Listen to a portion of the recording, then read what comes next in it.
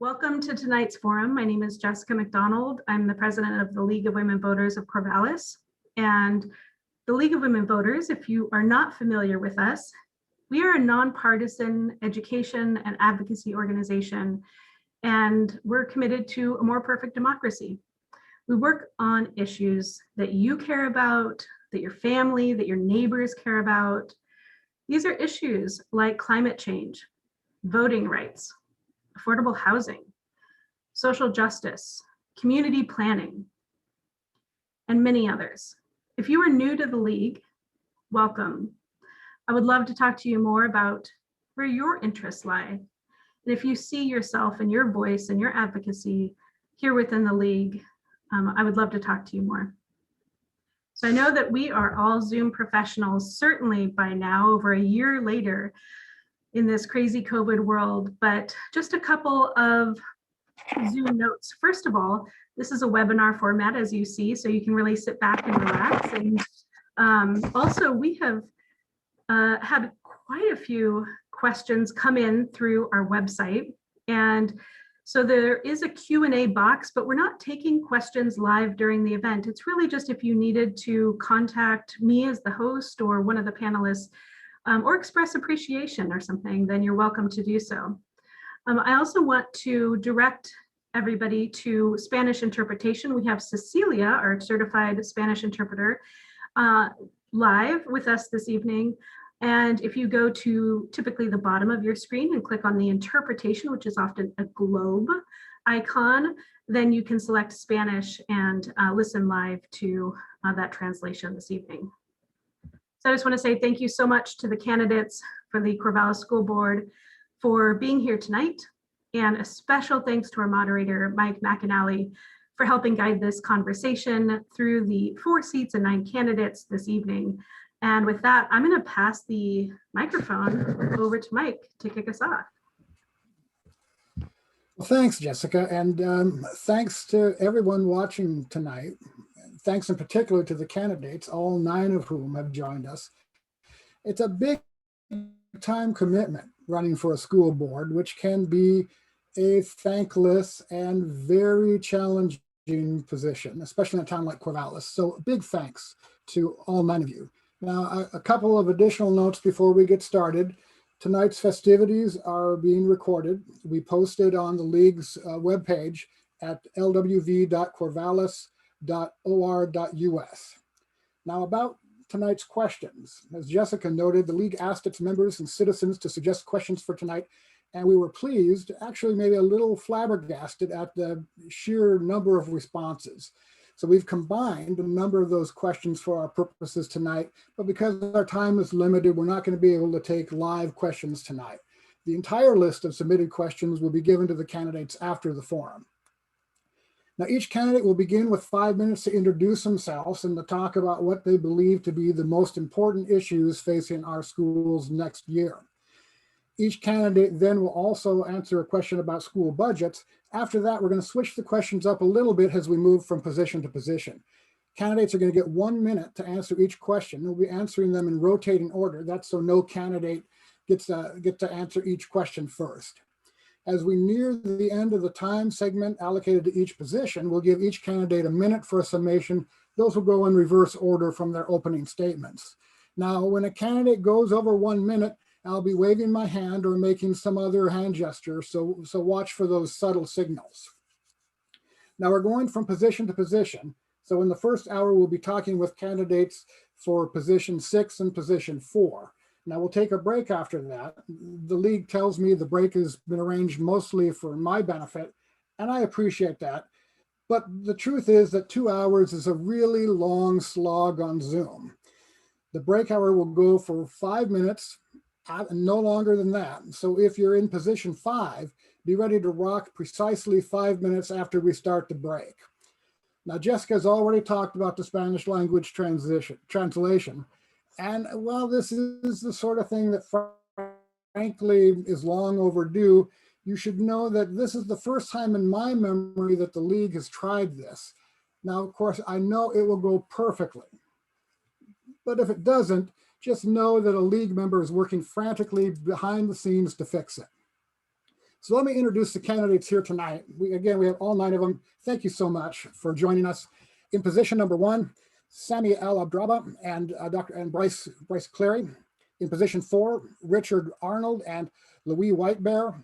In position 5, Ginger Schudel Larcombe, Rochelle Spindler, Sean Atomany. And in position 6, Tim Uas and Vince Adams.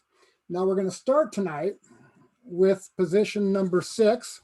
That allows Tim, who you see there in a car in Springfield because he has a coaching commitment tonight, that allows him to change his gear, get into coaching attire, and not have to worry about getting a lot of dust on the suit and tie. So let's start. I'll start with you, Vince. Introduce yourself. You got 5 minutes. Introduce yourself. Talk a little bit about what you see as the most important issues facing our schools next year. Thanks, Mike. And thanks to the league. Once again, it's great to be in another league forum. I have to tell you, I'm missing being at the Corvallis Library and being able to see everybody's eyes and looking at everybody and being there in person. But this is the next best thing. So hi, everybody. My name is Vince Adams. I'm running for school board once again. I think the first thing I need to share with you is that I'm a dad. I'm a dad of two girls, one at Lincoln Elementary School and one at Linus Pauling. And so, for us, it has been a struggle.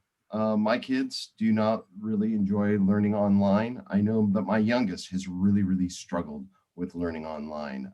Both, when I asked them what I should share in this forum, they said, "Dad, tell them that we feel lonely and that we're really glad that we get to go back to school."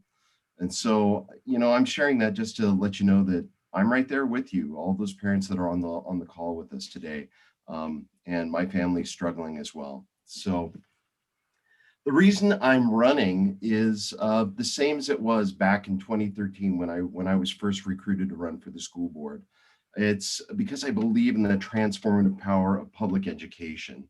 You see, I grew up in a little mill town out on the coast, and I was not a good high school student. My highest aspiration at the time was to be a choker setter and go work in the woods, but my public education, saw me go into the Navy. It saw me get really good technical jobs when I got out. And it allowed me to manage 2 businesses before I ever went back to college. And it saw me through my public education in university, saw me, go to work at OSU Extension. And so, my public education is probably one of my most valued, possessions that I have. And I believe that schools are a special place that can change the trajectory for kids. And so that's why I'm running again, because I believe in that work. So, the other part of your question here was approach. What's my approach to being on the school board? And I have to say, because now I work at OSBA and I teach school boards, really it's all for me. It's about this idea of collaborative governance. It's about building partnerships. And that starts on the board itself, between the board members, working together. A board needs to be unified, but not uniform. There's going to be disagreement, but we all have to respect the democratic process and respect the board as a governing body. The other piece is, empowering the superintendent and the staff to do their very best. And we do that on the board by setting clear expectations through our strategic plan, setting a vision, and having strong policies, but also learning as a team, learning from those education experts. Because I don't have a background in pedagogy, but we have hundreds of people working in the district that do. And then, that accountability piece is really around the superintendent evaluation, tracking metrics, of which we have one for each and every one of our district, our board goals, and of course, the budget process that we're kicking off right now. The area where I think that our board can really grow, and it's something that I feel is really important, is around community engagement. When I came on the board in 2013, the board already had a reputation for not being really available to the community. And it's something that I think that this board really needs to work on. This board likes to direct a lot of the community engagement to the superintendent. It's not that we don't want to hear from the public, but we do that through staff and through engaged processes. And so some of the things that I've done over the years, well, I advocated to open the budget process in the fall when it matters, when public input matters, not at the end of the process. And so we did that for a couple of years. We didn't get to do that during the pandemic this year. But you know, another thing that I want to get done is finishing the overhaul of our policy process. When I first got on the board, I did a policy implementation with a couple parents, but there was no script for that. And so I think there needs to be a way for the community to come in and be part of our process. Top issues is going to be getting kids back in schools and doing it safely and doing it in a way that is consistent and transparent, and that, you know, that the transitions, because we know that the plans are going to change, we need to smooth out those transitions between our plans. And as a parent, I experienced that just like everyone else. So thanks again for everybody, and I'll turn it back to you. Tim, you have 5 minutes to introduce yourself and talk about your goals and your approach. Yeah, thank you for having me on here. This is the first time I've been involved with the league's panels, and it was fun last night working with the group we had last night with the advocate, and a little different situation and scenario. I'm looking at 165 participants. I love the community engagement there. So my name is Tim Ewis. Moved to Corvallis really in 1999 to go to college at Oregon State. Brought at the time, my girlfriend followed me there. We kind of went together. I studied engineering, she studied education. I was fortunate enough to spend time playing football in the National Football League before coming back to Corvallis, coaching and establishing a local business. And my wife is currently on the substitute list as an educator. So we have 4 children in the Corvallis School District. This year we have 1 at Franklin, 1 on the Florida online program, and 2 at Linus Pauling. And I agree with Vince. It's been a challenge throughout the year. You know, I look at our kids' experience, and then I talk with my brothers in Louisiana and Texas, and I hear their experiences with their children. And everyone's experience to COVID has been so unique and different. And that's part of my motivation for seeking a spot on the board. I've been involved in the PTA before, my wife and I at Franklin, at Lincoln early on. We've taught parenting classes in the district. I attended some of the redistricting meetings when that was a thing before COVID, before all of that was put on pause. And I think I look back at my educational experience growing up in Eugene, going to Crest Drive Elementary, Jefferson Institute of Multicultural International Education and Technology, and then finishing up at Churchill High School, and just looking at the teachers that I had, the time they put in with me, Mrs. Barnum teaching me how to write, really Mr. O'Shea teaching me chemistry, you know, Mr. Cataldo teaching me math, and Mr. King teaching me math. And I owe so much to those teachers for instilling those values in me that put me on a trajectory to become an engineer through Oregon State and have an opportunity for a world-class education.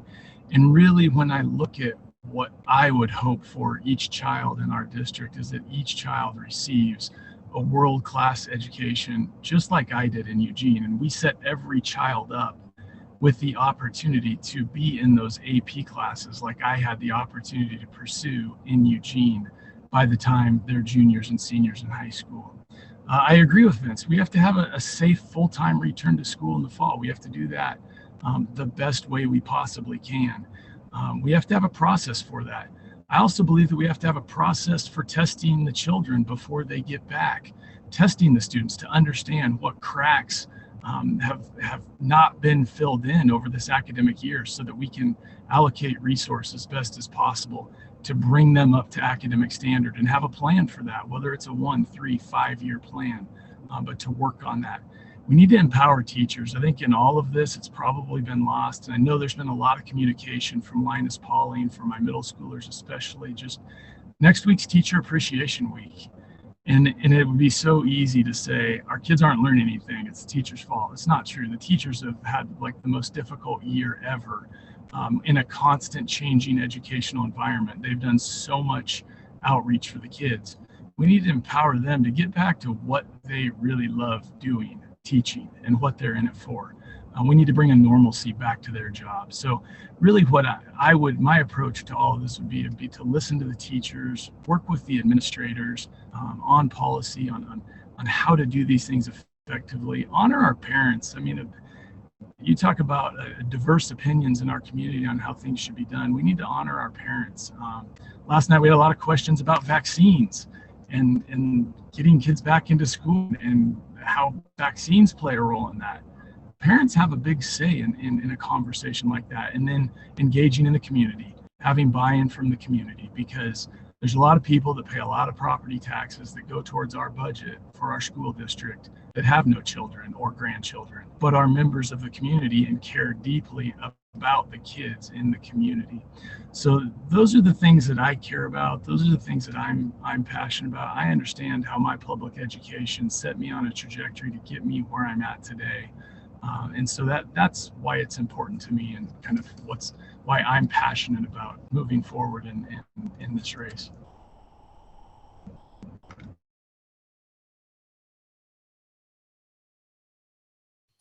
Mike, you're muted. As I was saying, thanks, gentlemen. Now we go to the questions. Remember, you have 1 minute each to answer these questions. Tim, you get first shot at the first question. And it reads, recently, high schools learned of budget cuts for next year of about 2.5 FTE per high school. As the budget forecast from the state does not indicate cuts for this next year, and projected enrollment has not dropped dramatically, this is confusing and concerning. All students have struggled with their education during the pandemic, and many, if not all, will be behind next year and thus need extra help, not less. Do you support maintaining student-teacher ratios? If so, if necessary, what would you cut from the budget? Well, that's a great question. And, you know, when I looked at it and reached out to some of my friends that are teachers and educators, they were absolutely shocked that this is even a thing in our district and that would be considered. With some of the COVID relief funds that we have access to at the federal level and the state level. And they were very confused at why that would even be a question. But my answer would be, in all of this, yes, low student to teacher ratios should be like one of our top priorities. That's a budget process question. I don't know if that those 2.5 FTEs are classified or non-classified. Obviously, if something's cut from the budget, what did it replace? Why do we have to cut 2.5? Where is that money being allocated to? Those are all budget process questions that I would want to ask before I just said we need to cut something from the budget. What's the purpose behind the cut? What's the why? And ultimately, what are our options? And that's the way I would approach it. Vince, you have a minute. Yeah, Mike, I mean, the first thing I want to point out is that staffing levels are determined at the building level. And there's a lot, just like Tim said, there's a lot embedded in this question. You know, one of the things I want to point out, and something about our community, is that we've already reduced class size. You know, when I came on the board, we were already reducing class size, and we've done that over time. Our community is committed to an operating levy that keeps our class sizes below the state average. You know, the other thing is that the funding level, the co-chair's current level is at $9.1 billion, which is a cut budget for all schools in Oregon. We need a $9.6 billion appropriation to get continuing service level. So the current budget assumption is at $9.3 billion, and that's translated down to our budget. But I think the point here is that Tim's right. That's a collaborative process. We have to ask questions. Why was that appropriation made? That's done with the superintendent, staff, and the budget committee, of which the school board is part. All right, let's move on to the next question. Vince, you get to take this question first. COVID has shown us the importance of family support in facilitating students' education. How will you build on this understanding to increase the role of parents in decision-making and promote parental involvement in schools? I think one of the things, one of the big learnings that's going to come out of our experience with the pandemic is how important the appropriation for our mental health staff in the schools has been, and allowing them to be engaged with parents and partnering with parents. That freed up counselors freed up skills trainers to get more supports on kids, the kids that had the most need. So I think there's two things there. One is that investment of 4.0 FTE and licensed clinicians, and then also coupling that with being able to reach out virtually and meet with kids, meet with parents, and support them for their kids' success. Tim, your question. And I missed part of that because my internet was freezing up, I think, but could you repeat it briefly? Yeah, COVID has shown us the importance of family support in facilitating students' education. How will you build on this understanding to increase the role of parents in decision-making and promote parental involvement in schools? Yeah, and we know for a fact that there has been more problems within the family throughout COVID in the home, and that education has suffered because of that. We talked to any counselor in town. As Vince said, you talk to the healthcare professionals within the schools. I would actually like to empower the counselors in the schools at a higher level. I feel that some of what we've done from the mental health aspect or regard has taken away some of the ability of those counselors to act in the most effective manner. So I would look to actually probably decrease the professional doctors that we've been partnering with as a district in adding more counselors and empowering more counselors, because I've seen the work they've done.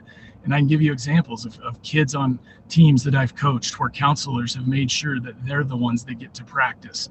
It's not some doctor that's evaluating child and giving them pills. It's the counselor that's making them get there on time, providing shoes, providing those things. So those are the individuals I would look to work with, as well as continuing the parenting classes that my wife and I have done.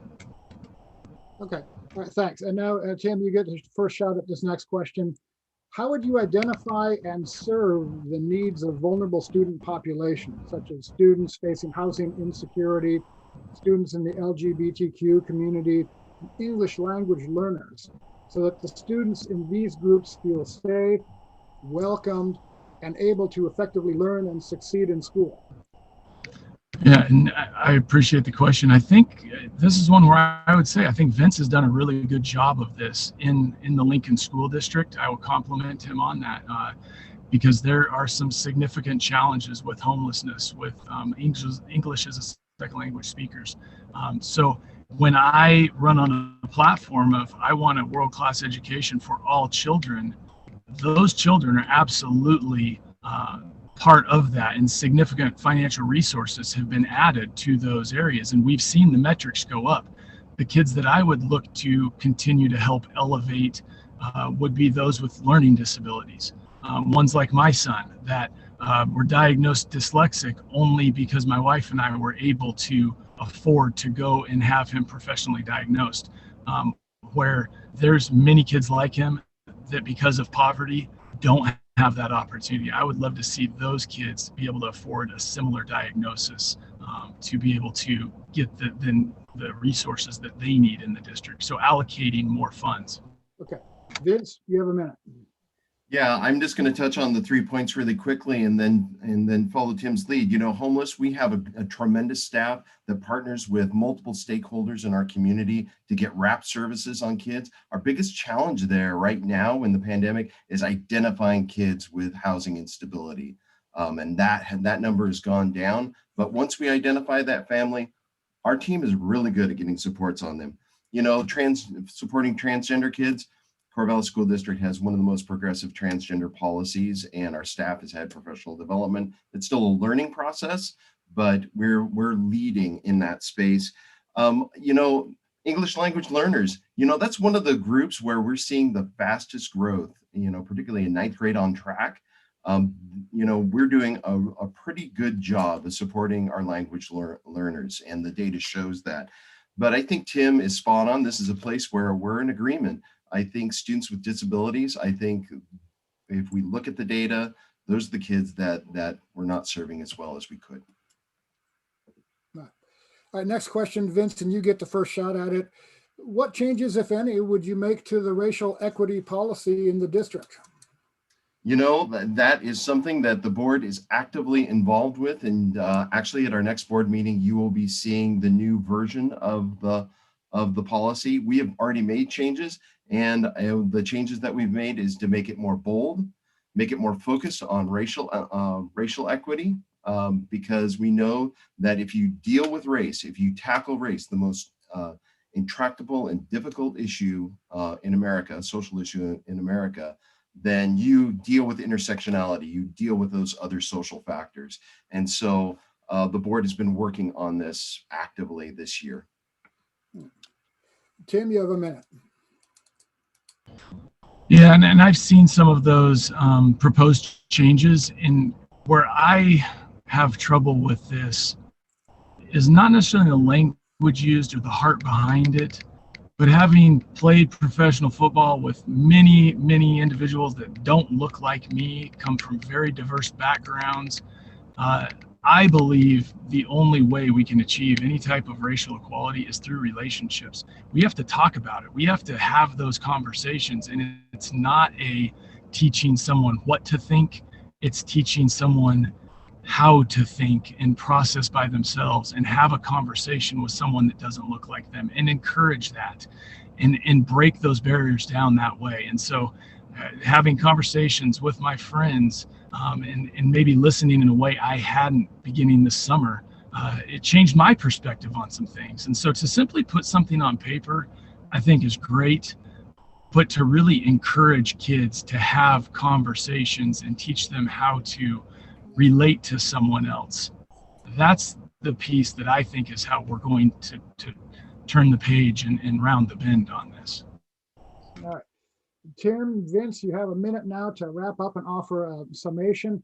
Tim, you go first.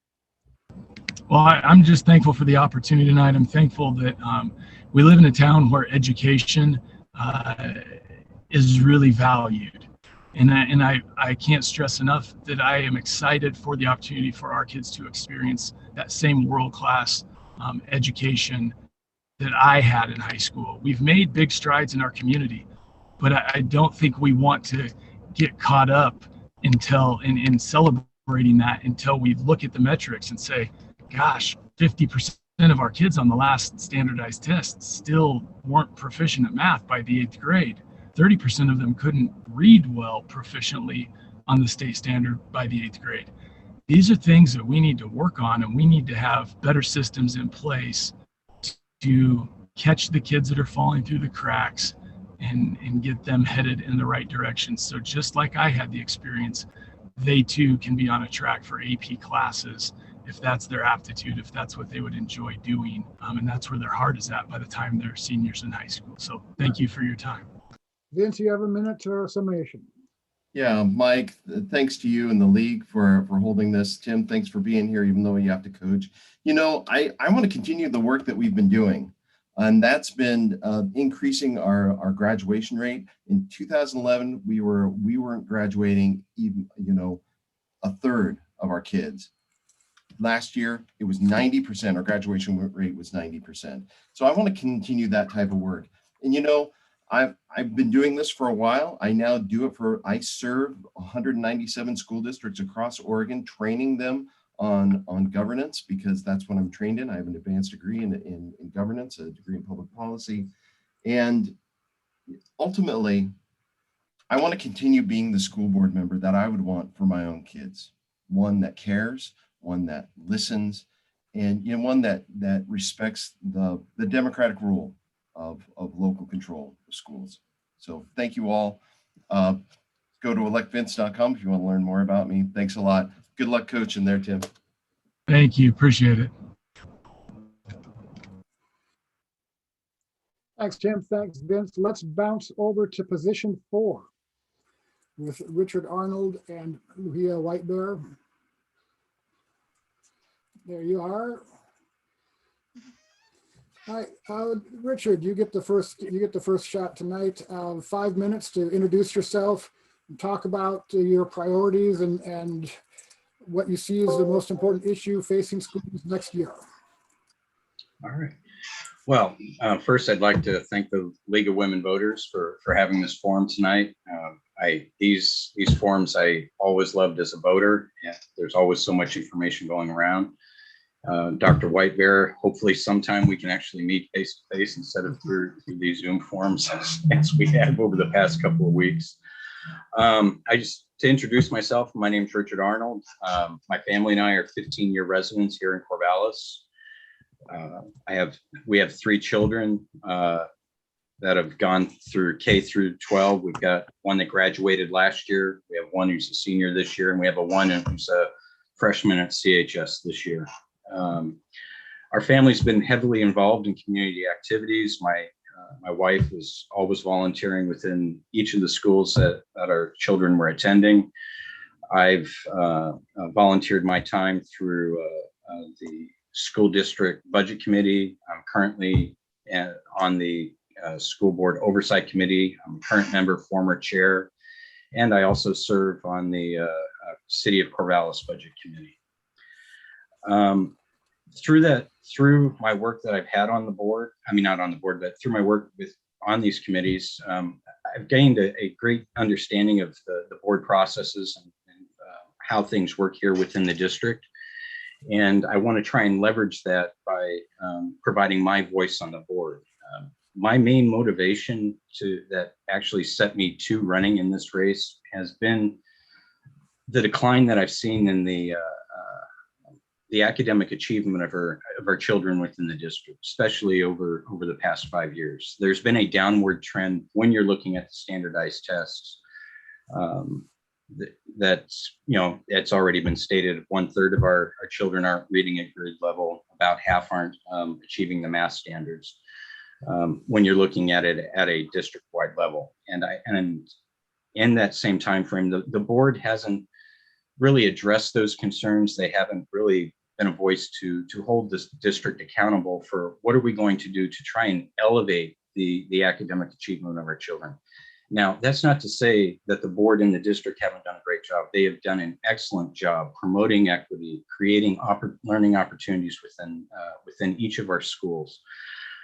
But they haven't linked those opportunities to measurable items that would help so that we can see that they're actually having a positive impact on our children's education. And essentially, I know it's been said that previously, it's been said that the work that they've been doing on their equity takes a long time for those to for the gains in the academic excellence to be realized. But we've been seeing a downward trend over the past 3 years. And I really think that we need to have a voice that will stop that trend so that we can start aligning the opportunities that we're providing to educational excellence in the classroom. The second piece that I'm wishing to bring for when our children return to school next year is our children are going to return to school behind, not having the gains that they normally would have. And we're going to have to be very agile and creative in how we're going to provide education within the district. Are we going to compress and condense curriculum to try and catch children up? Are we going to need to have blended classrooms? We're going to need to have those discussions. And to do that, we're going to have the board, the district administration, the teachers, and the parents collaborate on what's going to be best for our children so that we can get there. Studies have said that when we come out of this pandemic, it's going to take a couple years to catch our children up, but there's been no messaging from the board or at the district level on how they're going to achieve that. So that our children can, when they do leave the district, be at the same academic level that they would have if COVID hadn't occurred. So these are the things that I want to bring to the board. That is the voice that I want to bring to the board. I am very focused on academic excellence and trying to marry the equity and learning opportunities that the board has previously provided so that we can see which programs are working well, which programs might need to be changed, or which programs might need to be added. Thank you very much for your time. Thanks, Richard. Louis, you're up now for 5 minutes to talk about yourself and your priorities. Aku, everyone. My name is Louis Whitebear. I use she, her pronouns. I am Coastal Shumash. I'm a mother of some amazing kids and young adults at this point that have been part of the Corvallis School District for several years. I've had the opportunity and pleasure of interacting with several of the schools that my children have gone to, as well as other ones through volunteer work. And it's been amazing to get to know the communities in that way. One of the reasons why I'm running is because I feel as a person who's involved with community work, when I'm called upon by the community, I have a responsibility to answer to that call. And I was asked to come on the school board. I was asked to put my name in the running because of my involvement, the connections I have in the community, and the work that I've done in the past. To me, that's an honor to be able to do this work. I'm really excited to be running. I was appointed last year. It's been a little bit over a year now, but I was appointed and now I'm in the running. And to me, it's very exciting to be able to get to know the community a little bit more than I ever have through this process. I want to continue to be a voice for the community that has called upon me and the ones who didn't have the opportunity to call upon me. Some of the things that I know that we need to work on for next year that are really at the forefront for me is taking what we learned from the pandemic. I don't want to lose sight of those lessons that we've learned. We know there was some inequities before. There's been some creative ways to help address those inequities. One of the ones that I'm really interested in helping support and advocate for is looking at what's going on well during the pandemic in the local schools, like which schools are leaders, which staff have been modeling some great approaches to help students stay on track or to try to catch them up the best they can. And so one of the examples that I know that I really appreciate personally with my youngest daughter is at Lincoln in the reading program they have going on there, and seeing her be able to excel in reading in Spanish and English has been, it's been amazing. She may not be excelling in both languages, but she is making progress in both. And the programs that they've been using, I think, can be a model for other schools. It can be tapped into. And I know that there's other great teachers all over the district that have been trying out new things during the pandemic. It's time to take what they have learned, what we have learned as a community, to see where we can go in the future. So for me, it's about continuing to move forward, supporting the amazing work that has been done in the last few years, and helping highlight those inequities through policy changes that help support students feel like they can go to school, feel like they can be their whole selves. So thinking about the transgender and non-binary inclusion policy, that has been a major moment for our school district. And I think about the inclusive restrooms that came through as a result of those policy changes that are part of the bond process. When we talk about this, I always bring up the fact that, can you just think about some kids and students in our district haven't been able to use the restroom during the day. And a policy change like that takes away that stress, it means a lot. It helps them actually focus on their academics. Those type of equity changes in our district are remarkable, and I want to continue to support them. I want to continue to help build relationships with the community. This past year, I helped create a program, an event with the Corvallis and Albany branch of the NAACP to help bring ourselves as board members to the community instead of waiting for them to come to us. That was intended to be a first try at that kind of partnership. And I really want to continue to expand that with other community organizations and groups of parents, so people can know exactly what we do. There's a lot of confusion sometimes about what we actually are able to do, how to bring comments to us, how to speak to the school board. And I feel a responsibility as a school board member to continue to help educate our local community on how to get through that and to help them understand how they can advocate for the local students and kids in our community and for the families. And so to me, that's a great way, or a couple examples. I have more, but I will save those perhaps for another question if I have an opportunity, or for another conversation down the road. But those are a couple examples of some things that I know we need to work on and that are part of my plan and trajectory. And again, I just want to continue to be that voice and advocate and represent the community that called upon me. Yeah. Well, thanks. And Louia, you get the first shot at the next question, which I'll read again. Recently, high schools learned of potential budget cuts for next year of about 2.5 FTE in both of those schools. The budget forecast for the state does not indicate indicate cuts for the next year, and projected enrollment has not dropped dramatically. So at the high schools, this is confusing and concerning. Now, all students, as we know, have struggled with their education during the pandemic, and many, if not all, will be behind next year and thus need extra help, not less. Do you support maintaining student-teacher ratios? And if so, what would you cut from the budget?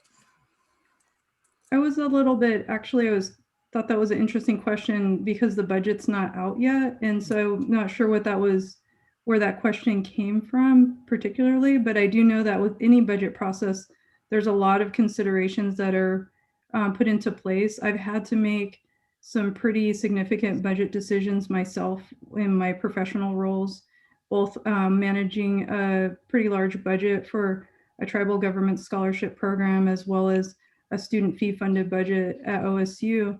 And I think some of the hard decisions that we have to think about and that I've helped advocate for is how to protect student employment positions and the programming dollars the best we can to maintain services. And part of that is thinking about how do we do things in new ways and creative ways to still maintain the same level of support and services. And I think that's something that any budget conversation needs to focus on, is how do we maintain, if not help accelerate some of the work being done in ways that help protect positions. Okay. Richard, the question's over to you. Like Dr. Whitebear, when I first saw that question, when it came up, I was kind of confusing because the budget's not due out until May 20th of this month. They haven't even started the budget committee hearings for the school district. But if that question had come up and I was a member sitting on that committee, the first thing I would do would, as I had done when I was on the budget committee, would ask the district their rationale, try and figure out, was it a licensed teaching position? Was it non-classified or classified position? Where were the funds being reallocated to? And just having those discussions. And it wouldn't be a discussion where it's just one board member going through that entire process. The budget committee is made up of the 7 board members plus 7 citizen members. And it's a collaborative body, and there's just a bunch of discussion that takes place. I support keeping and leveraging to the maximum amount teacher to the student teacher ratios. But you can't just say, where are you going to cut from? You have to figure out where things are going. Okay. So it would be a process question for me. All right, and then this next question, Richard, you get the first shot at this question. How do you define equity in education? And what do you think is the proper role of a school board in working toward that equity? For me, equity in education means providing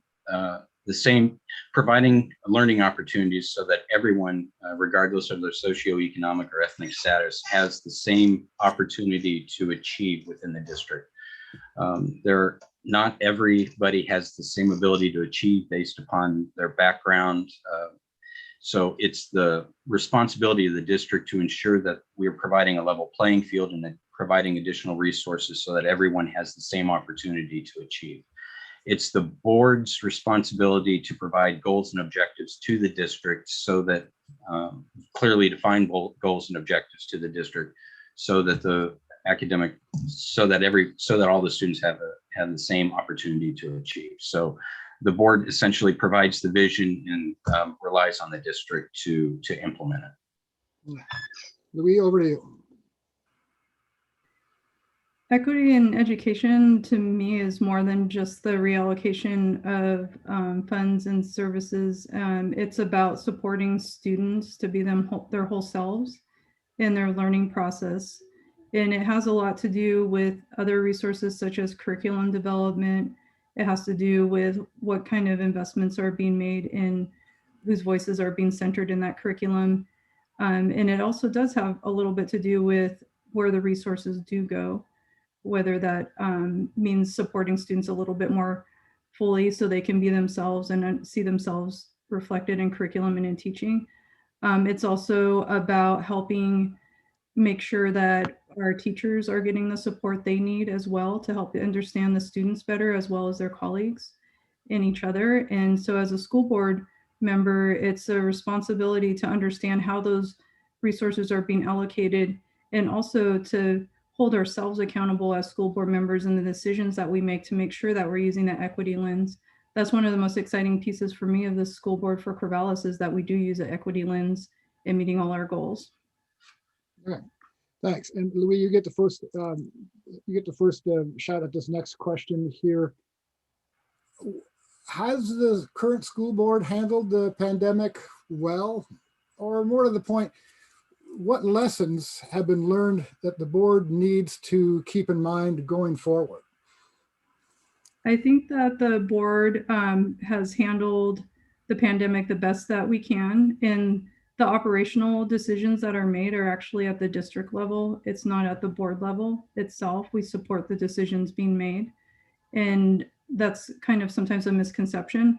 I think one of the things that I'm an advocate for is more communication with the community, and also stronger support of some of the students that are in what is known as cohort C. I have children in cohort C, so I understand some of the frustrations out there in not knowing what's going to be happening next for them. So I think that has to do with communication. So learning from what happened with this specific example to help create a little bit of a smoother process for the fall is going to be important. Richard, the question is over to you. What pandemic lessons does the school board need to keep in mind moving forward? I think one of the best lessons I think that we could see from the school board would be managing the messaging and setting realistic expectations within the community. As Dr. Whitebear alluded to, a lot of the decisions are made at the district level, and those decisions are guided by ODE and OHA's guidelines and the metrics within the county dealing with COVID. And so as a parent, there's been a lot of mixed messaging. There's been a lot of changes. There doesn't seem to have been a lot of consistency going on. So I think the biggest take that I would take as a parent, as a voter, would be that as a district, as a board, that we would need to try and set more realistic expectations and just communicate better with the parents so that they have an understanding of what's coming, and explaining better why these changes are occurring so often, because it seems like just about every week or every other week there's changes to it coming in. Thank you. Richard, you get the first answer for this next question in this position. What language accessibility accommodations do you believe the district should invest in order to equitably serve non-English language families? Well, currently we have the DLI program. We've got set to based within both of the two elementary schools, Garfield and Lincoln, going through Linus Pauling and CHS, and those have been very robust in handling our students where Spanish is their first language. I can't remember exactly what it is, but the three main languages that are, or the four main languages spoken in the Corvallis district is English, Spanish, Korean, and I'm not sure if it's Arabic or not. But we're serving well our Hispanic families so that they're able to learn in their half days within their native language. But for other students from different backgrounds, I don't know if there's much more that we could do to invest, because there's a great deal of limitation on the dollars that we have available. And I don't think we'd be able to build out as robust a program as we have for our DLI students. Okay, and that's a minute. Leah? I think we need to find out a little bit more some of the languages beyond the main ones that we know of that are spoken in the district, first of all. And I know there's also a large number of families that speak an indigenous language from Central America or from Mexico that often get lumped into Spanish speaking. And so that's an example of like how we need to expand who we're talking about with those languages. And I think that there's also an opportunity to explore what other districts may be doing to support more languages being accessed in our materials. I think the biggest cost would be with the translation pieces and how that would look in our printed materials and on websites and everything. But it's super important. And I would say beyond just the spoken language, like how are we investing in sign language, and how are we investing in other ways that communication happens. So I would love to talk more about that and kind of look around at what's out there. Okay. And now each of you has a minute to offer a little bit of summation, and Louis, you go first. Yeah, let's see, to sum it up in 1 minute, Yeah. I would say that I have a passion for giving back to the community. I have a passion for supporting youth and thinking about our futures. This is one way that I have been able to do that, and I will continue to be a voice. I don't consider myself the voice, but I consider myself a voice on the school board that helps advocate for the futures that we want to see. I feel a great deal of responsibility, like I said before, to the community, to the students, to the staff, to the families and parents in the communities from which they come from. And I will continue to be here for you all. Thank you. Richard? Sorry, I had trouble unmuting. Just wanted to thank everybody for your time and for this discussion. I just wanted to emphasize that I just wanted to give back to this community. I wanted to serve on this board to help be one of many voices within our current school board. The current school board, with the way that it's currently comprised, there really isn't too much difference in thought, in action, or looking at the various problems that we're encountering. I would want to be that one voice that stands out, that one voice that is standing for elevating academic success for all of our students. Because education was very, very important for my family. It was important for how my parents came to be. Both of them grew up in fairly poor backgrounds, and education was what helped raise them up. And I just want to make sure that every child within this district has that same opportunity. And the only way that we can do that is to ensure that we focus on elevating academic achievement in the district and make sure that we're marrying that with the learning opportunities that we're currently being provided through the various equity programs within CSD. Thank you. Thank you both. And that brings us to the intermission. I have 6:39 on my computer, so let's all come back. We'll start with position 5 at 6:44. That gives me a chance to take a break. It gives our excellent Spanish translator a chance to take a break. And if you're watching this on the recording, just skip ahead 5 minutes. And we'll see you all back here at 6:44.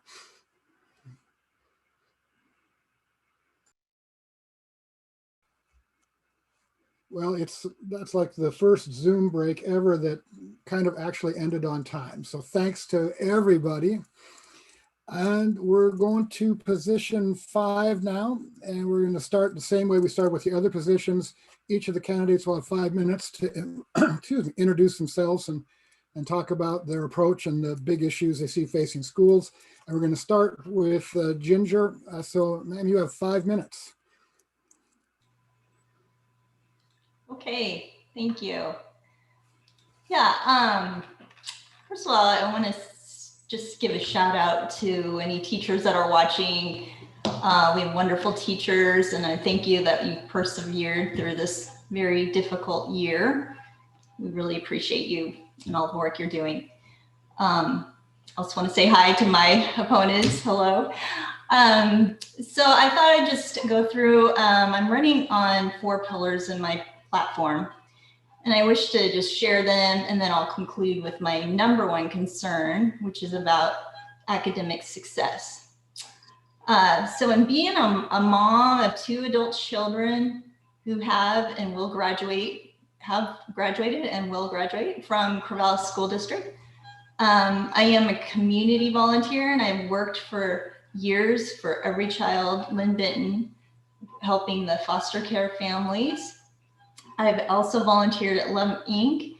and helped with those who have low income needs. And I've worked countless volunteer jobs at our Corvallis schools. And as a teacher who has visited many of our schools, I believe I have a unique perspective about what I hope to bring to our schools. I believe that public schools should be an avenue to prepare students for the workforce. All options should be presented early so that their time spent in their high school prepares them for their future. Four-year universities are great for some, but others may want to focus on LBCC's Oregon Promise grant to pursue trade schools or many other career-focused curriculum after high school. Teaching children to be productive adults and good citizens are the proper goals for our schools. I believe that parents have rights. Schools should take a collaborative approach with parents in educating their children. As your school board member, if I am elected, I will reach across the aisle to include all who are important in the education process, teachers, staff, and families. Curriculum should be transparent and never undermine values that parents hold dear. I will fight for your family's rights to be heard, including full disclosure of sensitive or controversial curriculums and school district policies. I believe schools shall remain open. My priority shall be to safely keep our schools open full time under the leadership of medical doctor Bryce Cleary. We follow the science that has proven that children are not super spreaders of this virus. Governor Brown in late December 2020 issued a mandate that school districts could decide to open their schools. Our district has chosen not to open until 3 months later, and even then very limited classroom time and only to the younger age groups. I've seen firsthand the impact that this decision has made on the mental health of our students. Our students have experienced depression, anxiety, thoughts of suicide, and by the time seniors graduate in June, they will have only 8 in-person class times. They've been starving for socialization and have been robbed of sports, activities, and memories that define one's senior year. Meanwhile, LC School District has been open to in-person learning all year long without a surge of cases. Since we know many students have been traumatized because of the decisions that have been made, we'll need to have trauma-informed schools. Teachers may be provided with professional development in an evidence-based practice called trust-based relational intervention, or TBRI. It focuses on relationships, the optimal development of a child, and connecting caregivers or teachers to the heart of the child. We are in an academic crisis and need all hands on deck to help our children recover from the school shutdowns. I'm saddened to learn that 30% of our K-8 students don't meet the state essential skills standards in language arts, and an even greater number of students do not meet the math standards. This data was prior to the school shutdowns, and there's a movement for the Oregon Department of Education to lower standards and remove assessments to improve graduation rates. To push struggling students through the system before they're ready does a great disservice to them. Students must be challenged to reach higher rather than lowering standards, and achieving goals achievable goals should be set. Next year, board needs to institute a multi-year approach to reinstate achievable standards and goals, and to ask for assessments from teachers to determine student readiness for their future after high school. Okay, and that's 5 minutes, so thank you for that. And Rochelle, you're up next for 5 minutes.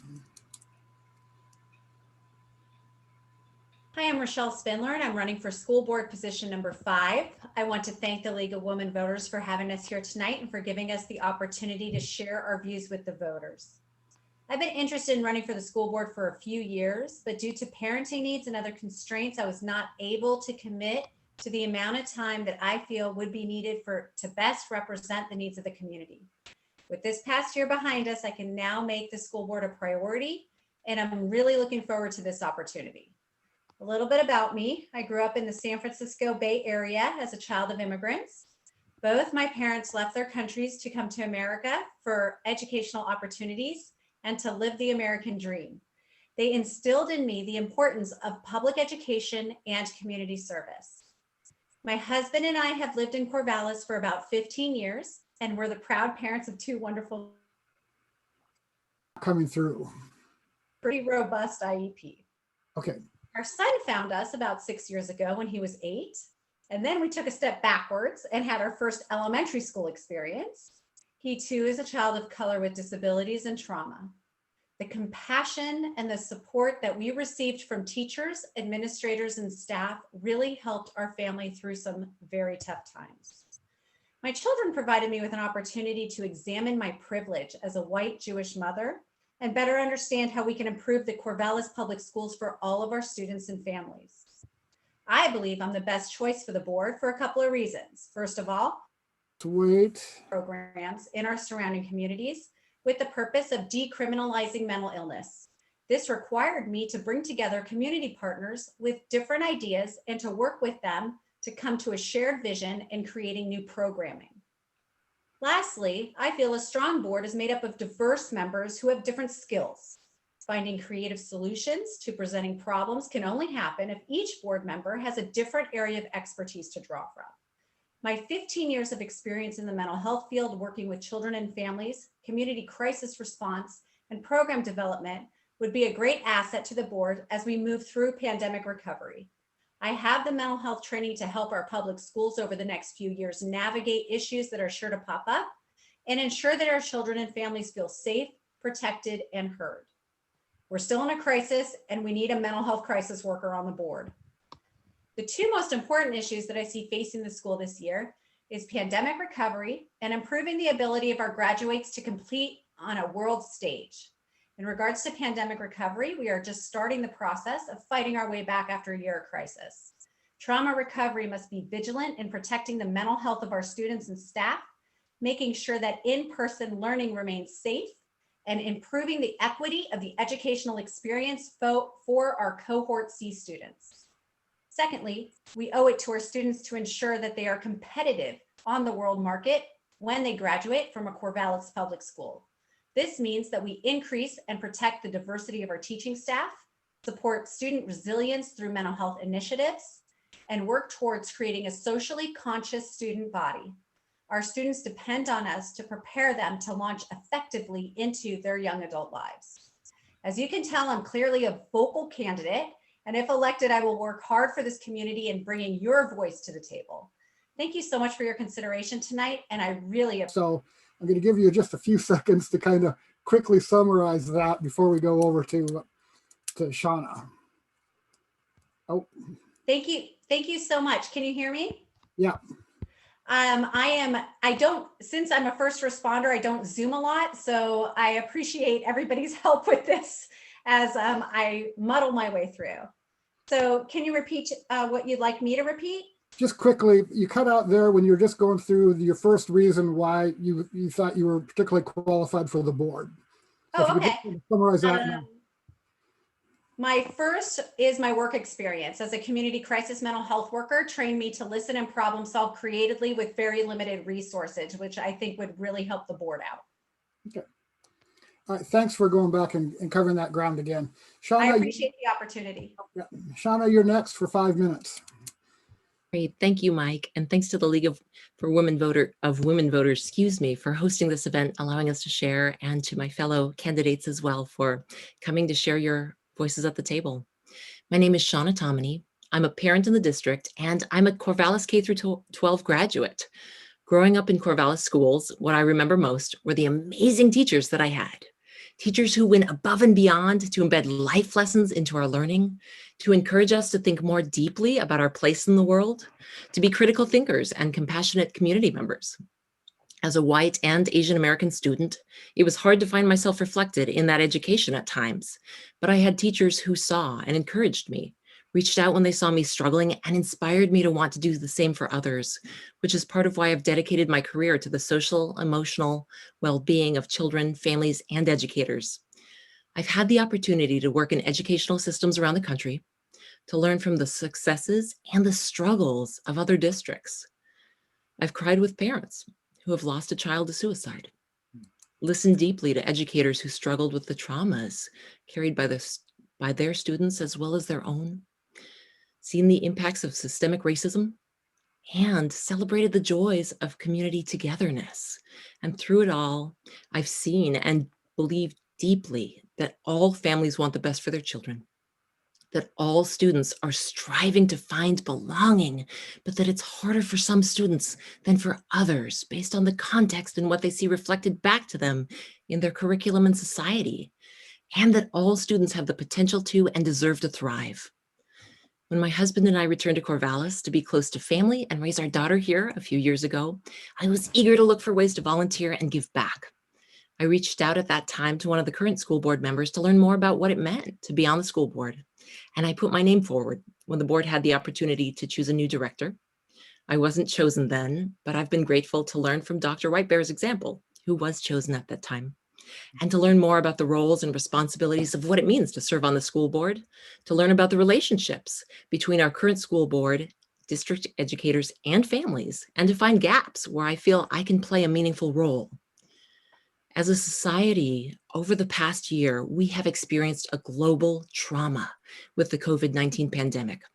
We've seen a call for heightened attention to social justice and systemic racism, challenges that are not new, but that have risen to the surface. For all students, my top priority in the coming year is supporting pandemic recovery and ensuring their safety, physical safety, as well as their social, emotional, and mental health and well-being. As a parent, it has been heartbreaking to see my child feel disconnected, socially isolated, and struggle to engage in learning, even though she has a fantastic teacher. In recent PTA meetings where I volunteered, I've heard parents share concerns about children's anxiety around being back with others. We've taught them to pay attention to that anxiety, to stay back for their own physical safety. And those parents are now worried about what that means to have missed those social interactions in their social and emotional development. They're also grappling with questions of learning loss and how we set meaningful goals in the coming year. The district will need to rise to the challenge to help students set those meaningful goals, working closely with families, attainable goals that can be measured over time, and to grapple with questions related to what it means to make sure students have the skills they need to be successful. All of this will require strengthening the relationship between the school district and families. In response to the pandemic, we saw that long-term barriers to access were lifted practically overnight. For example, electronic devices were put in the hands of every student. And we can learn from that to rebuild and reimagine a stronger, more accessible, equitable school district. We also have to pay attention to the fact that some students did better in some ways during the pandemic. I've heard from families with students who have chronic illness, who experienced less illness and fewer absences over the school year, from high school students who didn't feel the same social pressures that they typically feel and had decreased anxiety. On the other hand, we also have to learn from the failures, the struggles, and places where students fell through the cracks. In addition to strengthening relationships with families, the district has an opportunity to strengthen community partnerships.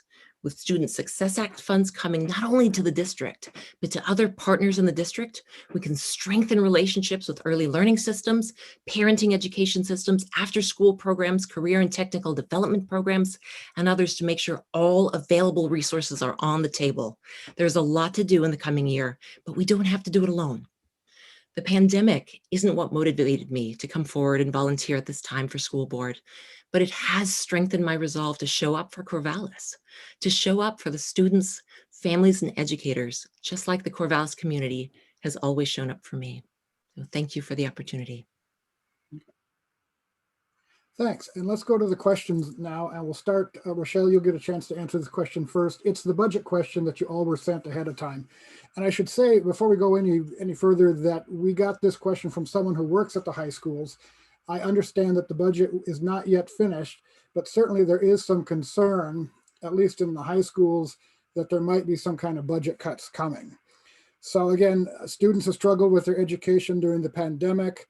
Many, if not all, will be behind next year and need extra help and not less. Do you support maintaining student-teacher ratios? If so, what would you cut from the budget? And how would you make those decisions? That's a lot to cram into 1 minute. So Rochelle, you're up for a minute. Mike, I'm going to turn off my video to try to save bandwidth. So I do actually support maintaining current teacher ratios because I feel that it's the direct assistance from our school staff that has the greatest positive impact on the academic success of our students. I may not have the practice of balancing a school budget per se, but I do have the experience in finding creative solutions to funding gaps caused by limited resources. For example, in looking at the budget allocation over the past few years, a significant amount of money has been added for psychological services. As you know, I'm a mental health care worker, and I fully support mental health services in our schools. But therapists can bill insurance directly for their time with students. By outsourcing some of these psychological services that won't impact the amount of psychological services, we can free up some of this money for other needs. Another creative solution that I feel might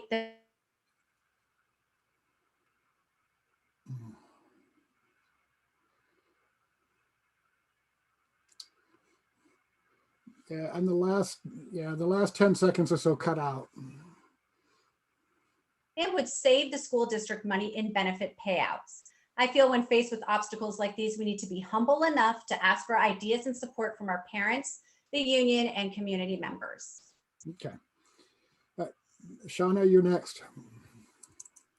Thank you. This is a time when we need more, not less for our students.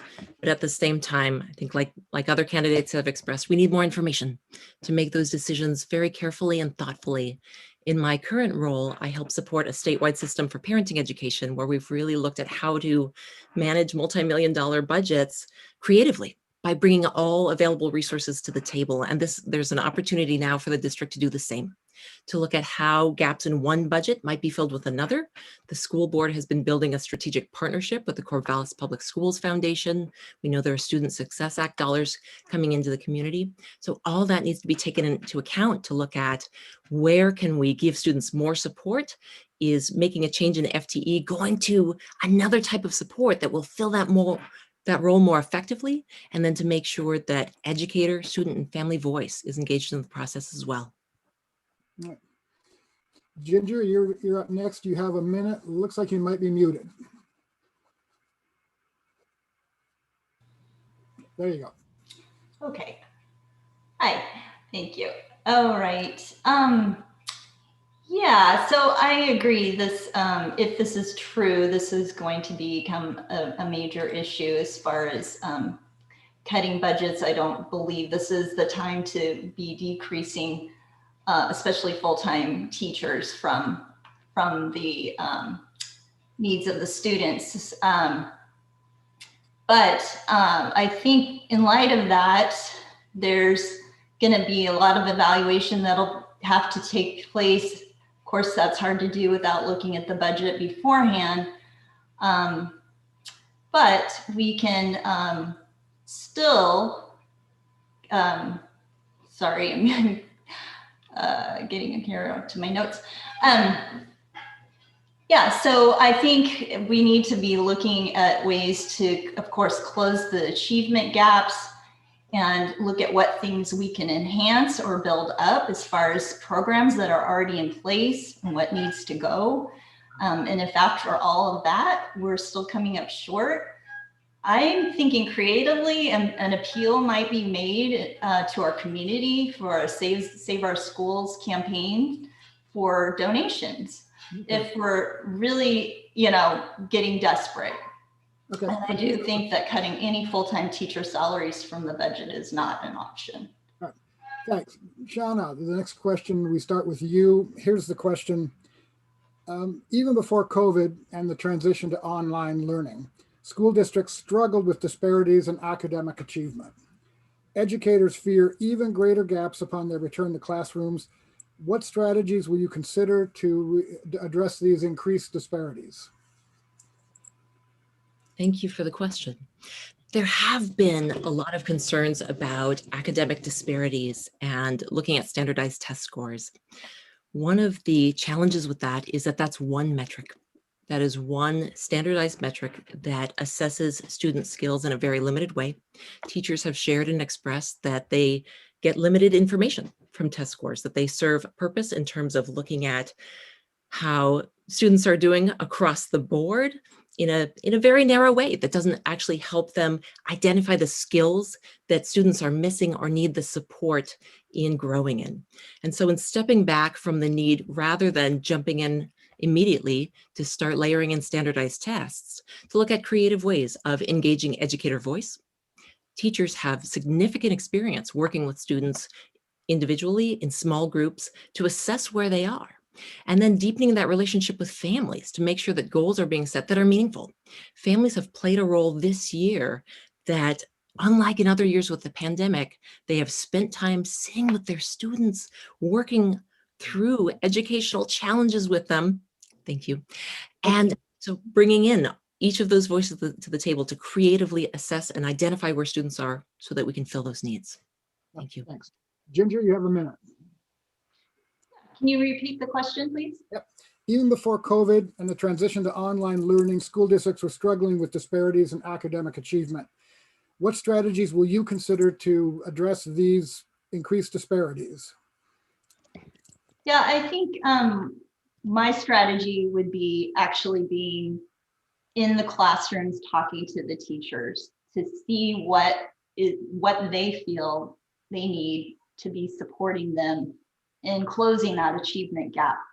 I know currently they've been using programs like Avid and probably others. How can we build those programs up? And what can we do then to help the teachers with, being able to be creative, and because they know their students best. So I would want to have conversations with the teachers. Okay. Rochelle, your minute goes to you. I think the school board's been doing a good job in closing the achievement gap a little bit. It's still a problem moving forward. I think that we need to find out where the problems are and not assume we know that. If we assume that we know what the problem is, then that's not actually targeting solutions to resolve it. So I would definitely agree with Ginger in asking the teachers to report on where the achievement gap is. I would also look at talking to the families directly one-to-one to try to find out what exactly the gap is and what we need to do. And this is definitely where equity in education will come forth and help close that gap. Ginger, you get the first shot at the next question. And here's the question. How would you rank diversity and inclusion, racial, ethnic, gender identity, compared with other priorities? What specific policies do you favor or disagree with in this regard? And it does look, again, like you're muted. There you go. Yeah, thank you for that question. I guess what I want to bring to the board is just dignity for every human. If people are struggling with identity issues or whatever their struggles may be, I guess my heart is how can we reach each child in our district and make them feel like their schools are safe and that they are accepted and welcomed. This sounds idealistic, but I look at it like a big family. I mean, how can we show them love? And whatever that takes, we need to be doing that. We owe that to our students. And I think our school does our schools already are doing a great job with that. And I would just embrace just continuing to love people. Rochelle, you're next on this question. Could you repeat the question, please? Yeah. How would you rank diversity and inclusion on racial and ethnic and gender identity compared with other priorities? What specific policies do you favor or disagree with in this respect?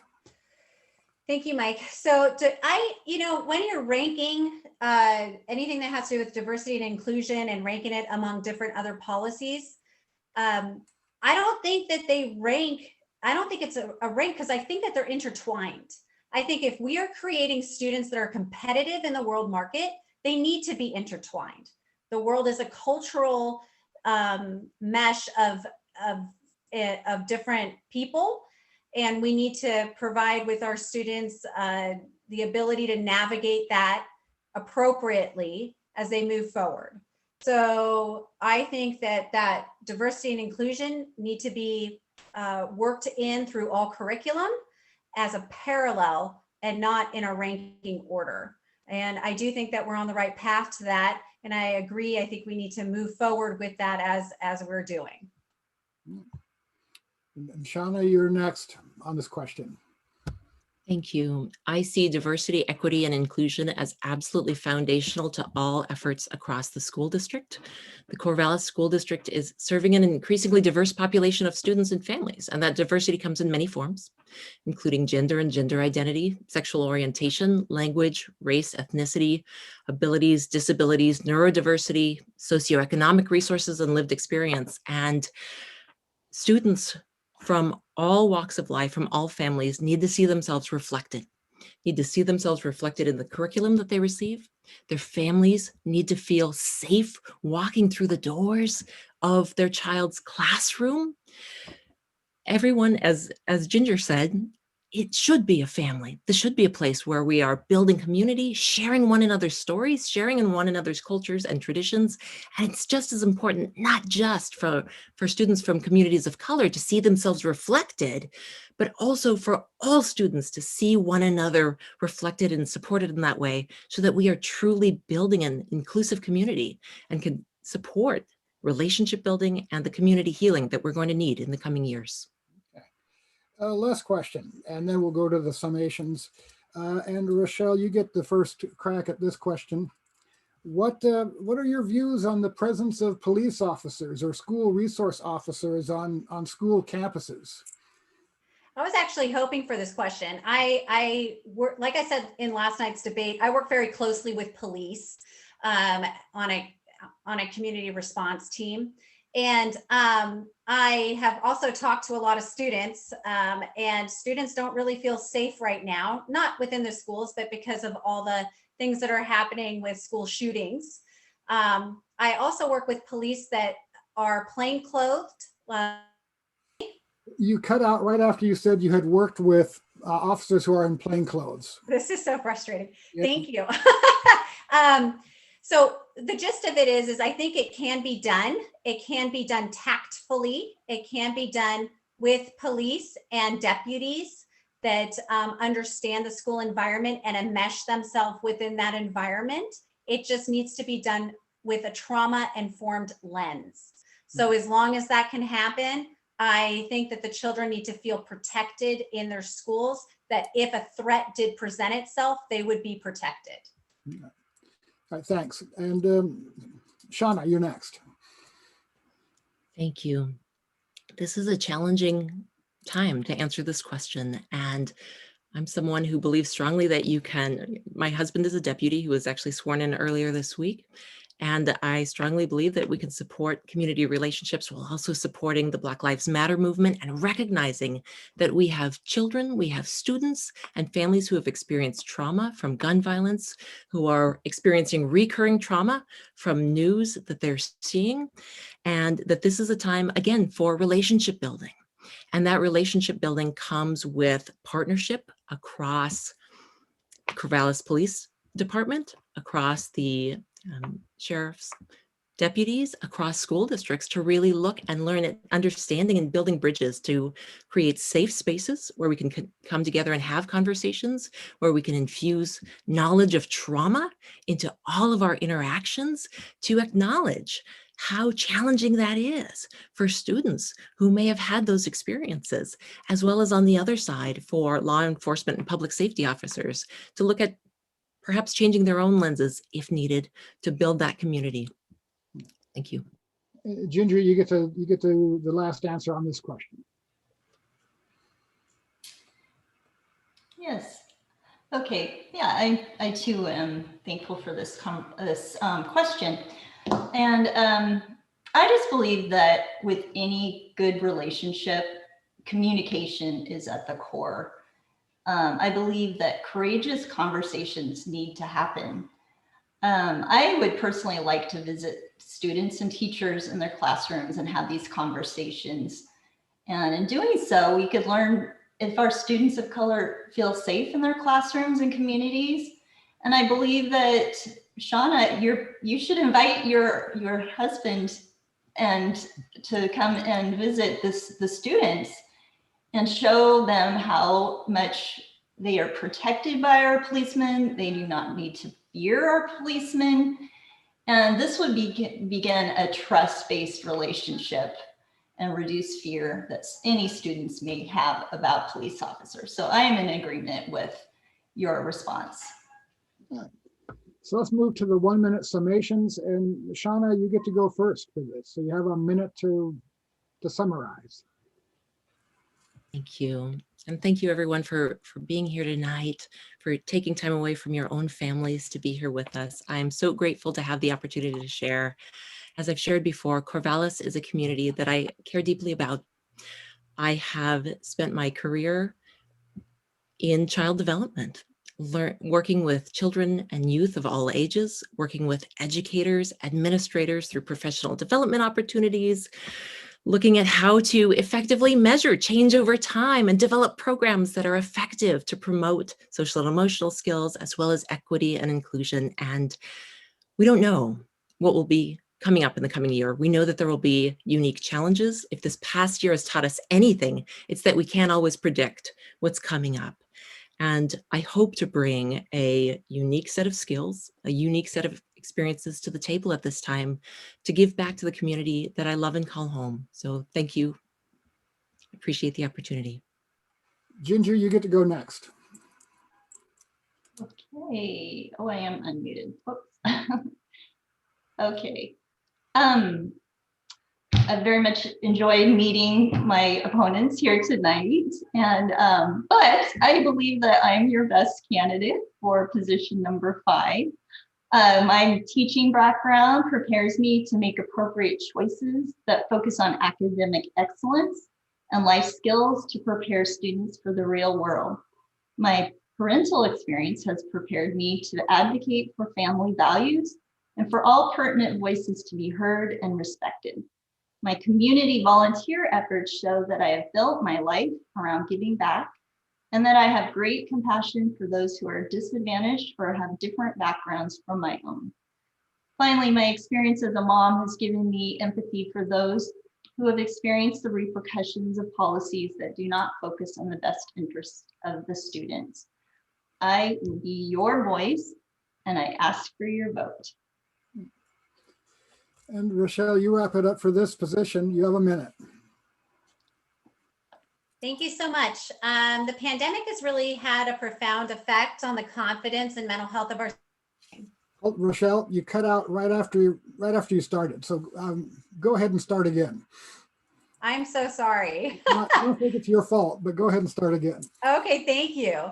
The pandemic has really had a profound effect on the confidence and mental health of our student body. We're in a recovery period. If elected, I will listen to the concerns of all students, staff, and parents and make sure that they're heard and brought to the decision-making table. This is what I'm trained to do as a therapist, and I'm not a quiet person, and I will not sit idly by if a voice needs lifting. If elected, I will also be a responsible steward of our very limited resources. As you can see, I did not buy lawn signs, and I only spent $10 on my campaign, which was. Lastly, I just want to say that I'm very passionate about quality, accessible education. And I really feel it's our primary job as parents and community members to prepare our graduates to be competitive in this world market. I would be honored for your vote for the Corvallis School Board. I will work on my Zoom and I will work hard for the community if elected. And thank you so much for your consideration. Thank you for your patience with that, Rochelle. And let's roll now back to the candidates who thought 2 hours ago that they were going to be the first out of the chute tonight. It's like you two are the guys on the talk show who get bumped at the last second because the musical act ran long or something. But we've got plenty of time for you. And let's start, Sammy. Let's start with you. Well, go ahead. You have 5 minutes to introduce yourself and and talk about your approach to what you see as the most important issues facing the school district in the next year or so. Thanks, Mike. Happy to be here. My name is Sami Al Abdrabbo. I have been at the chair of the Corvallis School Board for 2 years and served on the school board for about 4.5 years. There's no single issue that's more important than every other issue. And we need to use a holistic approach in supporting our students. We have to set students for success using a holistic view, taking into account community, students themselves. There's a very important need for the school to serve the students as a whole person. And let me tell you what I bring. I bring passion, vision, and experience. And my passion and vision and experience makes me the best candidate to lead the board and community in this race.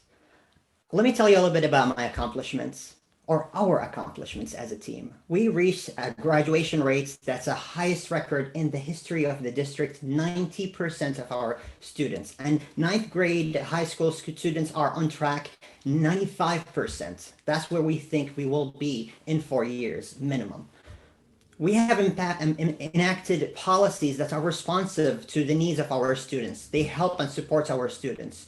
And some of these policies are role model, honestly, frankly, across the country, especially our trans and non-binary students policy that protects them from non-discrimination, and also our stances to support our immigrants and undocumented students.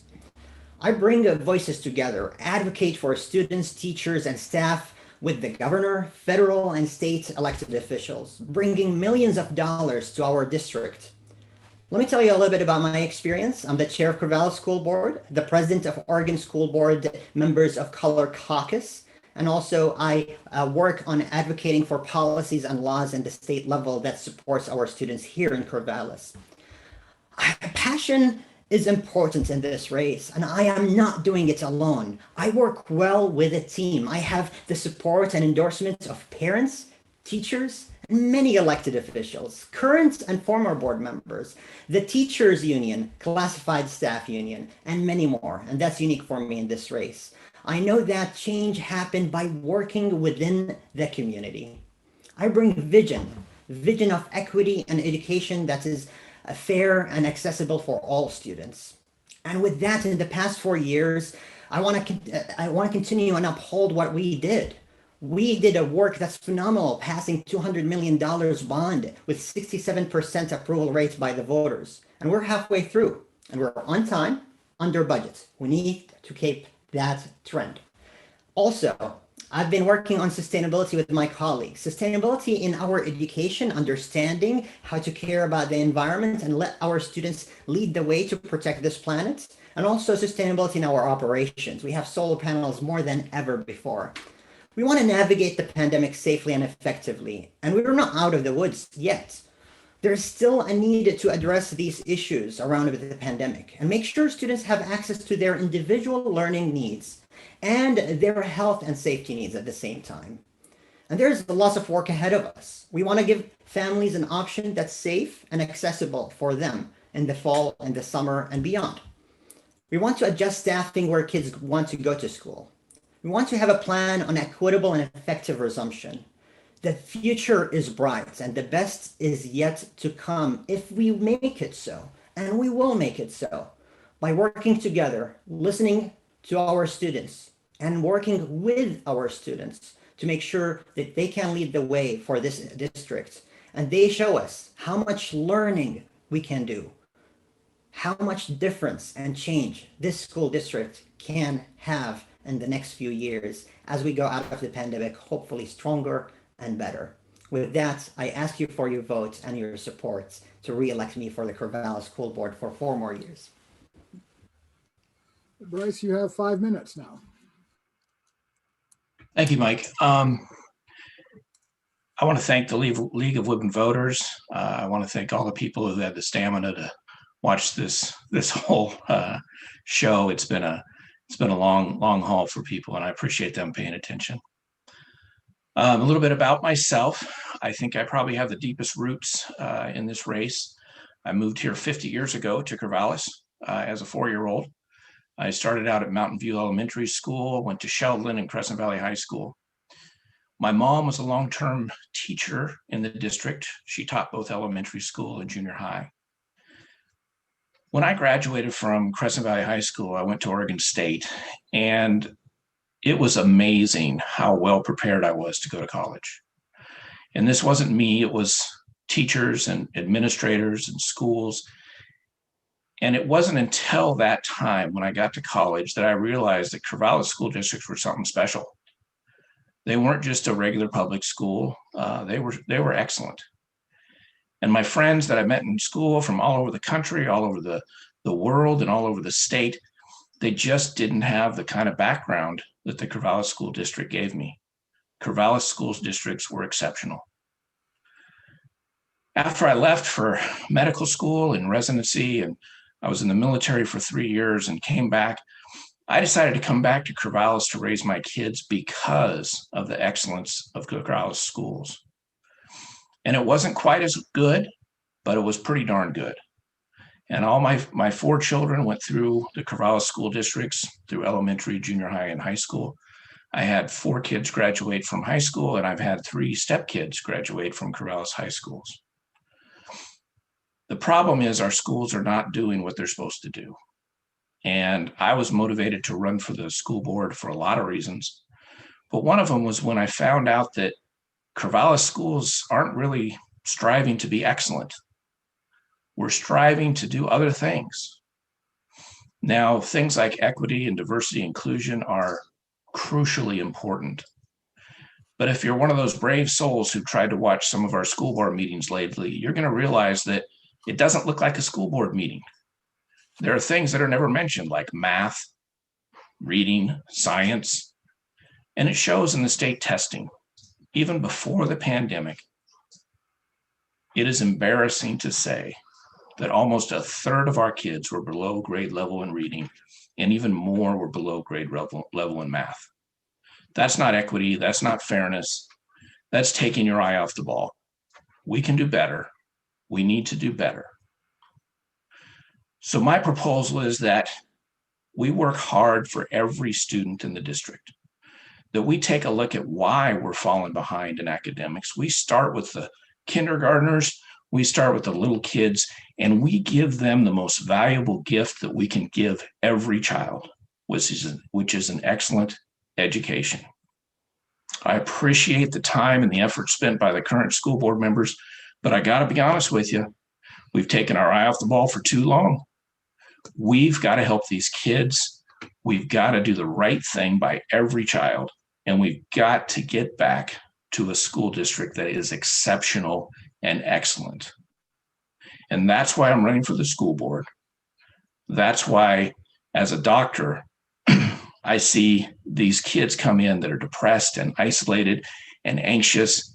And we've got a school board who's been slow to respond and are going to be quick to panic. We can't do that. We've got to follow the science. Our kids should have been back in school a long time ago. If a child has special medical needs and needs to be online, we can accommodate that.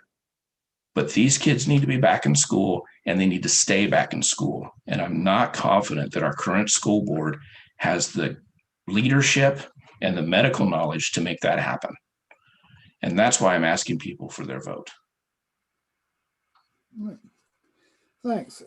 Our first question, then, Bryce, you get the first shot at answering this question. It's the budget question that you were provided ahead of time. And again, with the understanding that the budget is not yet a finished document, that there are months to go before that, there appears to be some worry that the budget might require some personnel cuts, some FTE cuts as that process goes through. So again, students have struggled with their education during the pandemic. Many, if not all, will be behind this year and need extra help, not less. Do you support maintaining student-teacher ratios? And if so, what would you cut from the budget? That's a great question, Mike. So when I got this question Monday, the first thing I did was I reached out to the 3 high school principals. And they all got back to me. They're all very thoughtful and helpful answers. And each school has its individual needs. Each school has its individual situations. And this is too short of a time to go into the details of how they would make those cuts and keep students first in mind. But the thing that was frustrating is they acted incredibly surprised that they were asked. These are the people that have to deal with it on the ground, and they're not being heard by our school board. So the first thing I would do is look at the people closest to the students, the administrators who need to make these decisions, and I would get their input before any policy was put into place. And that's one of the things that's lacking in our current school board. Sammy, you're next. Same question. You have a minute. Before you start, just to clarify, we're not allowed for rebuttal since there was some illusion of some mention of what the current board did, and it might be important to clarify. Just to clarify for the audience, we're not doing rebuttals for anybody, but I would make a note and maybe mention that in your minute summation at the end. All right, we'll do that. Well, thanks, Mike. Regarding the budget, I just want to clarify something important. I want to be clear, we're supporting students and increasing, not only increasing student-teacher ratio, staffing should follow where students attend school. So that's that. But there's a clarification important in the question. I'm not sure it's accurate. If you go to the Ways and Means co-chair's proposed budget for 21-22, or the next biennium, it's $9.1 billion, and that is a cut budget. This budget will mean for Corvallis schools $2.2 million in cuts. Equivalently, 24 teachers or full-time employees, or 7 instructional days less per year. And that's just unacceptable. So I am advocating at the district level, at the Ways and Means Committee, and with the co-chair who represent us, to not have those cuts for Oregon students, especially Corvallis students. The budget forecast does not indicate that we're just continuing what we're doing. And there's a misnomer there. Federal monies and relief funds has been used and are being used for one-time expense, and we're using it for very urgent things. So we want to make sure to clarify that with the community and with our representatives that we're getting cuts right now, and we need to stand up and say education deserves increasing the investments, because we're doing way much more than just education, because our students need it and they're not finding the social services supports and the support we're giving them around academics, other places, and we're giving them that in the school. We need more funding, and we need to stand up for that. Okay, that's a minute. So let's move to the next question. Sammy, you get first shot at this one. How do you understand the relationship between safety and academic outcomes? In other words, what current or future policies do you support that would prevent bullying and ensure that all students feel equally safe and welcome? Very good question. As a person who had lived experience being bullied, harassed, and even physically attacked, I know what it means. It means trauma, distress for the student. And we need to make sure our policies inform our students how to be able to be protected and also be educated so we don't have bullying in the system. I have advocated for all students belong rule, which is a permanent rule right now. It's going to be a law hopefully soon that protects students from hate speech that traumatizes our students and disrupts our operation. I'm not talking about free speech, which is protected. I'm talking about hate speech that traumatizes our students. Our community members stood up and said, we need to have something that protects us.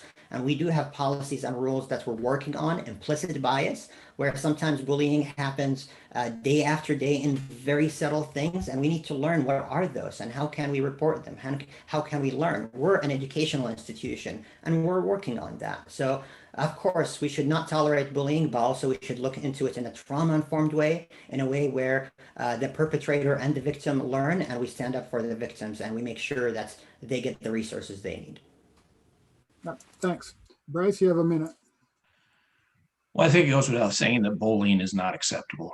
And we need to work at every level in the schools, the administrators, the staff, the teachers, to keep their eyes open and look out for the kid who's being bullied. And it doesn't really matter what they're being bullied for. What matters is every kid needs to feel safe. Every kid needs to feel valued. And I advocate that we spend a lot of time with our teachers and our counselors and our staff and just make sure that they're paying attention. Make sure that they know the kids, that they know who's getting bullied, and that we don't allow that in our school. That has no place in education. Okay. Here's our next question. It's a budget question, and I love budget questions. I would have talked about well, no, I would have talked about other things, but I would have asked more budget questions. And I understand going into this that you have a minute to answer. So the question basically is, what do you think is the impact of the pandemic on school budgets and spending priorities?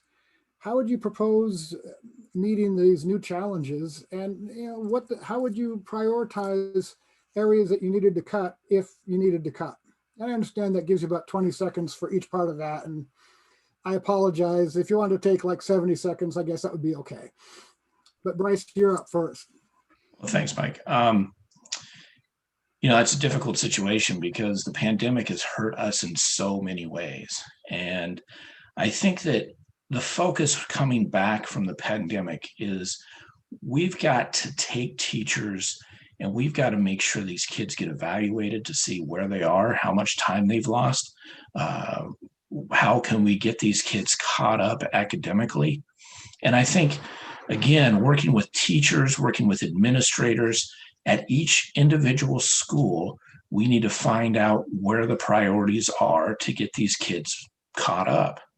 And personally, I hate to be critical of people who are volunteering their time, but our current board is spending a lot of time talking to community members. They're talking to all these different special interest groups. Let's talk to the teachers. Let's talk to the counselors. Let's talk to the principals. And let's look at each and every kid and how we can spend our money to get them caught up, get them proficient, and give them a world-class education. And that should be the priority, is helping each and every child get the world-class education they need. Sammy, the question's yours. Thank you, and thanks for the 70 seconds. I think I'm going to use it all. I want to say in the pandemic, we've been pivoting and adapting and repurposing.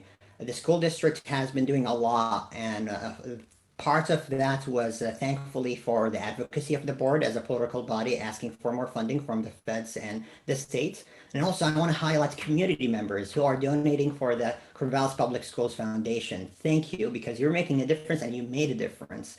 The foundation is empowering us the district to be able to respond fast and quick, bureaucracy of governments. And the support of the foundation with private funds help us to respond immediately and quickly. And that's what happened at the beginning of the pandemic. We became an internet provider, food supplies. I can give you all the list of things that are so important for the basic needs and the safety of our students and their families. And we've done that, thankfully, because we have a good support from the community and a board that advocates. I want to clarify something that we heard from my opponents about what we have done and what we haven't done. We have made so many investments, and we want to continue those investments in mental health clinics. We do have mental health clinics in our schools, so closest to the classroom, so our students get the help and support. Behavioral supports, family navigators, health navigators. We're funding that from within the district and in partnership with other partners in the county and the state and all across other stakeholders. And I just want to say one more thing. We talk to the teachers, we talk to administrators. Actually, there's recordings of that every single year. We do have a meeting with every administrator in the school, and I'm so proud for their collaborative work. Our policies, budgets, everything is informed by our staff, our students, and the family members. And that's why I'm honored to get their endorsement, because we do the work. All right, our last question, and then we'll go to your minute summations. And Sammy, you get the first crack at this question. How do you think the school board could improve communication with the public? And are the current mechanisms for public input sufficient, or should they be changed? They should be improved, I would say. Let me start with the second part of the question. They should be improved. 2 minutes per participants during a public meeting, or just send an email to a board member, is good, but it's not enough. And sometimes it's not trauma informed. If someone is sharing something serious for them, 2 minutes or 3 minutes and you cut them, that's not fair. And we are working on ways of engaging community members, families, students, have them share their perspectives and stories in a way that is safe, supportive. The school board is going to apply for a third time for professional development, where we will work actually focus on what you mentioned, community engagement and public communication. And being the ambassadors, we represent you, the public, and the members of the community in the school district, and we represent the school district in the community. And we want to make sure that we do that very well. And guess what? In the past year, access to our board meetings have quadrupled because we do have now internet, and we do have live streaming, and I believe we should continue that. So there are so many places where we can improve, and we are committed to improve it, and we're putting investments from outside sources like OSBA to help us do this work. Bryce? Well, I think that's an excellent question because, you know, communication is not about just listening to people that agree with you. Communication is listening to all voices. And the school board doesn't have a voice for families who have religious backgrounds, families who have conservative views. That's the beauty of public schools, is anybody should be able to send their kid to school and know that their perspective is not going to be torn apart. You know, if you go to a school board meeting, there's one point of view on that school board meeting, and that's it. And we're not representing our entire community. We have parents of families from conservative backgrounds, religious backgrounds, who are fleeing our schools because they're not being heard. And I'm not a political person. I consider myself kind of middle of the road, moderate guy, but the voices I'm hearing on our school board are not moderate. The voices on our school board are listening to only a few voices, and they're amplifying their own voice. We need to listen to all families. We need to listen to all kids. And when we make a policy, we need to let everybody be heard, not just the people that agree with our particular point of view. And that's been far too absent from our school board for the last 4 years. All right. Let's move to the final summations. I get a minute to wrap up everything, tie up loose ends. Bryce, you get to go first in these final summations. Thank you. You know, this has been a tough campaign for me. I'm a physician. I spend my time helping people with medical problems from all backgrounds. And I believe that every individual is valuable, and every individual has their own unique strengths and weaknesses. And the beauty of a public school is anybody can send their kids to school and get them a great education if it's done well. The problem is our school board's taken their eye off the ball. And we need to get people in the school board who are more interested in kids than politics. We need to get people who are going to make policies that keep in mind every child, not just the people that they consider to be an important group, because everybody's important. And I'm asking people to vote for me as someone who's going to listen to all voices, who's going to work with people on the ground, the teachers, the staff, the administrators. And when I make a policy as a school board member, it's not going to be about my personal views. It's going to be making sure that public schools are for everybody. Thank you. Tammy, the last word tonight is yours. Thank you, Mike. Thanks for everybody for watching and being here. I ask for your support, not despite the diversity I bring to the school board and I brought to the school board, but because of it. Today, I believe you saw either explicit or implicit contrast between the two candidates on the screen in front of you. And I hope that you support me because I stand with all children. And when we hear that people from religious backgrounds are not heard in front of someone who is a Muslim, I'm not sure what to make out of that. And I give you my commitment. If you're a Muslim, Latina, transgender, LGBTQ, Jewish, Arabi, I stand by you. I support you. And I'm there for you. I'm working with you as a student, as a parent, as a teacher. These are Corvallis values. Please support me. This election is an election of values, vision, and experiences and accomplishments. But I would say right now is vision and passion about what's best for all the kids. And that's why I would ask you to support me. Please go to votestami.com. I need your support. Thank you. Well, thanks, gentlemen. Thanks to all the candidates. Let me thank the League of Women Voters for establishing this, all our candidates for joining us tonight and hanging with us. If you want more information about the candidates, you heard them mention their websites. You can go to your Benton County official pamphlet. You can also go to vote411.org, where these candidates were asked to respond and to a variety of questions that you may find of interest as well. Let me also thank Cecilia for doing the Spanish translation tonight and doing a great job. Finally, thanks to everyone who's watching. I couldn't help but notice people are dropping off now, and I can't blame them.